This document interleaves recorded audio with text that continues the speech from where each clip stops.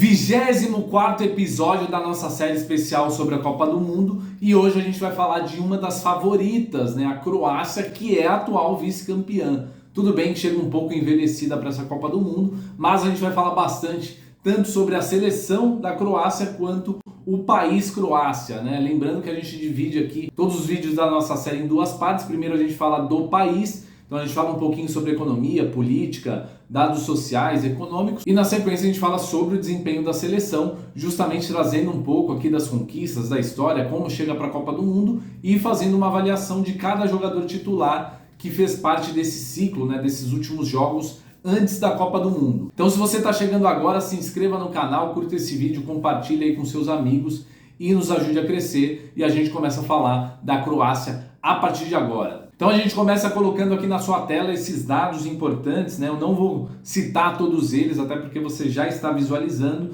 Vou só dar uma pincelada aqui em alguns deles, né? O primeiro que chama atenção é em relação à moeda, né? Embora a Croácia faça parte da União Europeia, ela tem uma moeda própria, que é a kuna croata. E outros dois dados chamam a atenção, né? E que um acaba explicando meio que o outro ali. Primeiro que é um país pequeno, muito pequeno, né? Só 4 milhões de habitantes. E na economia acaba não se destacando muito, né? Só a 82ª maior economia do mundo, produz muito pouco, né? Inclusive é uma economia também baseada muito em turismo, né? E acaba não gerando tantos recursos assim para a Croácia, né? Que não tem grandes inovações tecnológicas, enfim, não se destaca também nos serviços ou mesmo na indústria. Então dá até para a gente dizer que é uma nação relativamente pobre dentro da Europa, né? Perto aí de grandes nações como França, Espanha, Alemanha, Inglaterra, enfim, seria um primo pobre, digamos assim. A Croácia que tem muitos resquícios ali de vários problemas, né, no leste europeu, enfim, passando aí por muitas guerras, muitas disputas territoriais, disputas étnicas, né, e isso acaba atrapalhando aí o desempenho da Croácia na economia. O IDH é considerado alto, né? O último nível de IDH é acima de 900 pontos, né? Mas tem 858, 0,858. Então tá ali na 40ª posição em uma lista que reúne aí pelo menos 200 nações. Então, de novo, dentro da Europa é o primo pobre, mas comparado também aí a várias outras nações pelo mundo, não está tão mal no seu desenvolvimento. E agora a gente começa a falar justamente da seleção croata, né? A gente vai falar bastante aqui sobre o desempenho, a gente vai colocar na tela então alguns dados super importantes, né? O primeiro deles justamente em relação às conquistas, né? A seleção croata nunca ganhou absolutamente nada de relevante, né? Inclusive nós estamos presenciando a seleção mais talentosa dessa Croácia, né? Tem jogadores realmente muito importantes, a gente vai falar daqui a pouquinho sobre cada jogador, e teve o seu melhor desempenho em Copas, né? Foi vice-campeão em 2018, naquele jogaço lá contra a França, perdeu por 4-2, não teve como segurar, né, aquela seleção da França, e já disputou a Copa do Mundo 5 vezes, né? Essa é a 6ª oportunidade, mas a sua participação inclusive tem sido recorrente, justamente por gerar bons jogadores nesses últimos tempos. E se classificou super bem, né? Primeiro lugar no grupo H entre 6 seleções e a 12ª melhor ranqueada no ranking da FIFA. E agora a gente começa a falar especificamente jogador por jogador, do 1 ao 11, todos os jogadores titulares em relação aos últimos jogos da Croácia, né, nessa preparação aí para a Copa do Mundo. A gente sempre acaba fazendo um recorte de 7 a 10 jogos, para a gente ser bastante justo aqui na hora de escalar esse time da Croácia. Lembrando que é só um palpite dentro da nossa avaliação, né? Evidentemente o treinador ele tem a prerrogativa de escalar o time, pode ser que sejam jogadores diferentes do que esses mencionados aqui. E aí a gente começa o nosso show de pronúncia, né? Porque eu não sei se o certo é falar Vic no final ou Vic, né? Então eu vou tentar aqui, ó, Dominik Livakovic ou Livakovic. Ele joga no Dinamo Zagreb da Croácia, 27 anos para ele, e um sistema aí com um 4-3-3, né? 4 jogadores defensivos, mais 3 meio-campistas e 3 jogadores no ataque, para uma média de idade relativamente alta, né? 27,6 anos, comparado aí com outras nações. Realmente é uma seleção um pouco mais envelhecida, né? E aí na zaga a gente está falando do Josip Juranovic, ele joga no Celtic da Escócia, também tem 27 anos. A gente tem outro Josip, só que o Josip Sutalo, ele joga no Dinamo Zagreb, tem 22 anos, jovem jogador aí da seleção.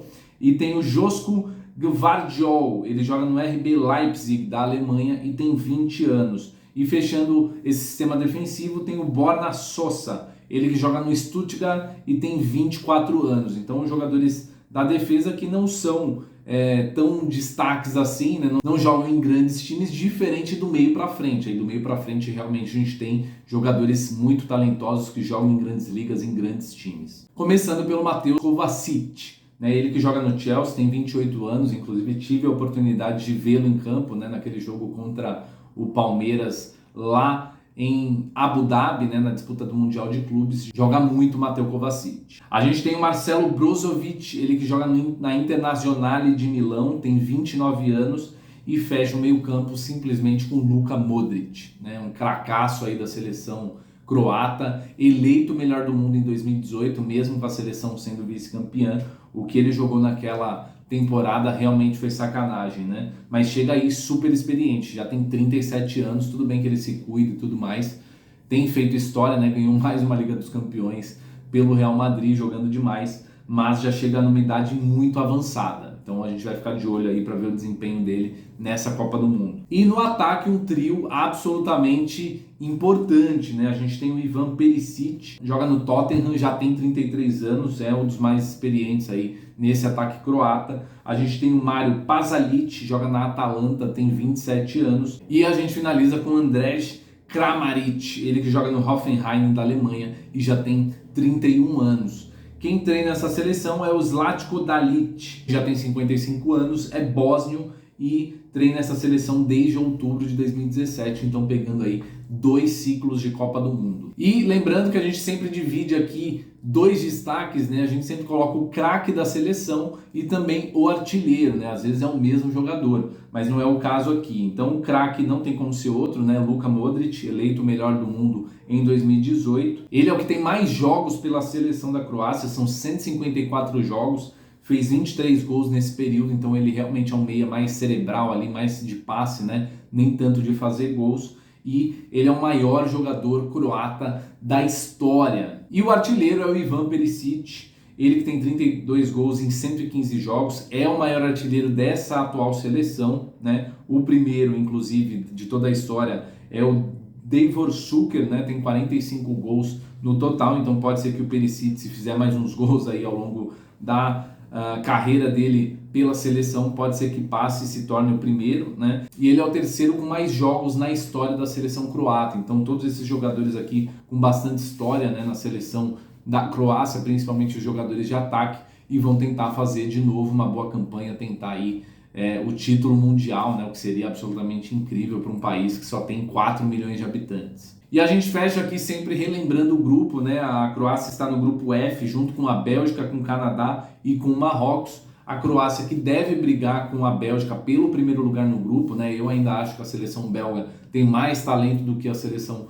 croata, mas será uma disputa interessante, né? Vai depender aí do quanto essas seleções vão ganhar, tanto do Marrocos quanto do Canadá, e no confronto direto ali, quem se dará melhor, até porque isso faz diferença na sequência da Copa do Mundo, né? Lembrando que o primeiro colocado pega um segundo colocado de outro grupo a partir das oitavas de final. E o nosso palpite, embora seja uma boa seleção, tenha bons valores aí do meio para frente, é que a Croácia chegue pelo menos nas oitavas. Vai passar da primeira fase, claro, mas eu não sei se a Croácia tem fôlego, né? Tem força aí para avançar muito mais do que foi na última Copa, né? Na última Copa, por mais que o desempenho tenha sido excelente, foi um desempenho até, de certa maneira, inesperado, né? Porque você tinha ali várias seleções com mais talento, a própria Bélgica, por exemplo, e que não chegaram, né? Então foi uma surpresa, pelo menos para mim, a seleção croata chegar na final, e eu acho que vai ser muito difícil a Croácia avançar muito mais, né? De repente passa ali das oitavas, chegando umas quartas, mas o nosso palpite é que chega pelo menos nas oitavas.